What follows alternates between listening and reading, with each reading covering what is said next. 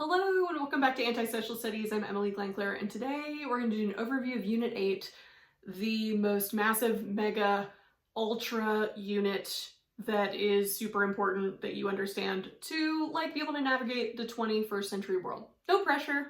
Okay. Unit 8 is called the Cold War and Decolonization. Again, the College Board is like, it's the whole 20th century. No, it's not. It's basically 1945 to 1991. It's essentially just the years of the Cold War, but I don't know, whatever. So the guiding question here is, how do the Cold War tensions, the tensions of this conflict between the US and the Soviet Union, how do they impact the development of existing states and newly independent states? Okay. We need a lot of maps. We're going to need a lot of maps for this unit. So the first is just to understand the basics of the Cold War. Essentially, the world gets divided into 3 tiers. This is where we get the terms like first, second, and third world, which we don't really use anymore, but whatever. You have the first world. Clearly, this was termed by a Westerner, which is the United States and its allies. These are the ones in blue. The main powers are going to be the United States and NATO, like Western Europe and Canada.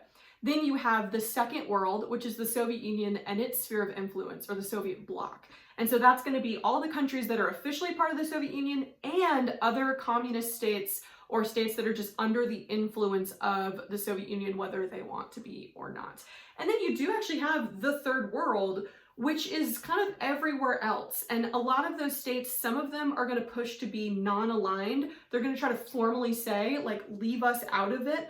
You're going to see places like in India and Indonesia, in Ghana. They do it to some success.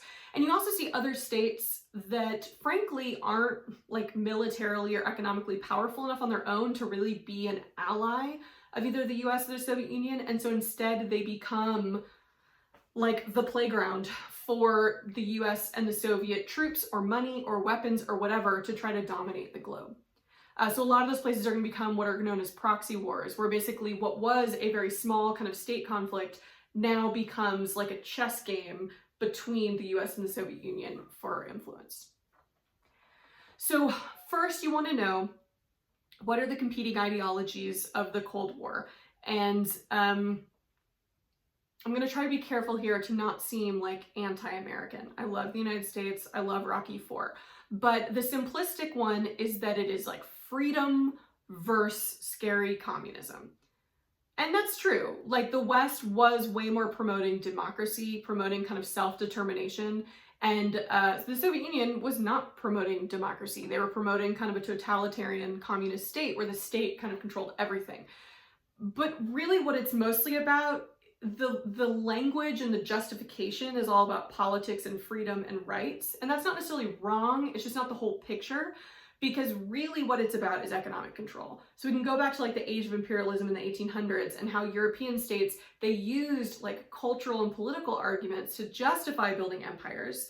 We're just civilizing them, we're better than them, whatever. But really the main motivation was economics. It's the same here. So the US is trying to promote capitalism and free trade around the world.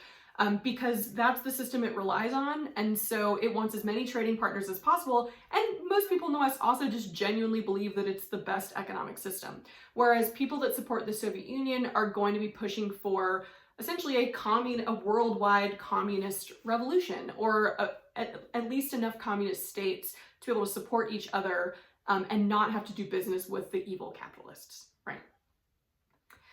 Okay, how is the Cold War fought, right? I mean, it's cold because there was never really direct fighting between US troops and Soviet troops, but I think that term is really misleading because there was a ton of violence and a ton of fighting during the Cold War. It just wasn't Americans killing Russians or vice versa. It might be Americans killing Vietnamese people who were backed by Russia and China, or it might be Russians killing Afghan people who were backed by the United States.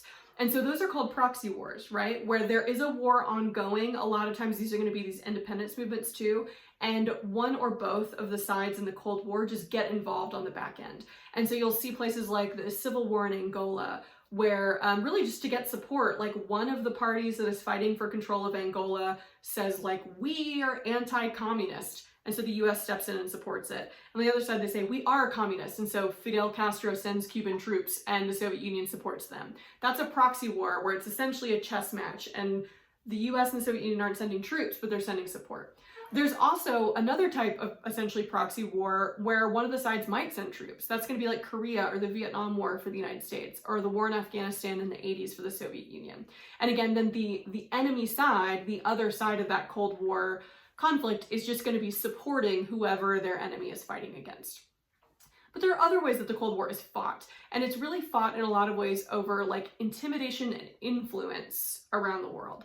And so there's going to be this buildup of nuclear weapons that leads to a thing called mutually assured destruction, right? So there's an arms race where the idea is basically like, we don't want to be outdone by the other side. So if they have, 100 nuclear weapons, we need 101, and it escalates and escalates. We do the same thing with getting to the moon for some reason. I mean, I love that we went to the moon, but it's also like you get there and you're like, now what, right? So there's a space race, this idea of like technology being really important, the sciences being really important, high state-sponsored innovation, going all the way back to like the Song Dynasty. Anyway, and then there's also going to be just influence around the world and trying to convince people that your ideology, whether that's capitalism, free market, democracy, human rights, or communism, workers' rights, totalitarian states, socialism, whatever ideology you really ascribe to and think is the most important, you're trying to convince the rest of the world that you're right.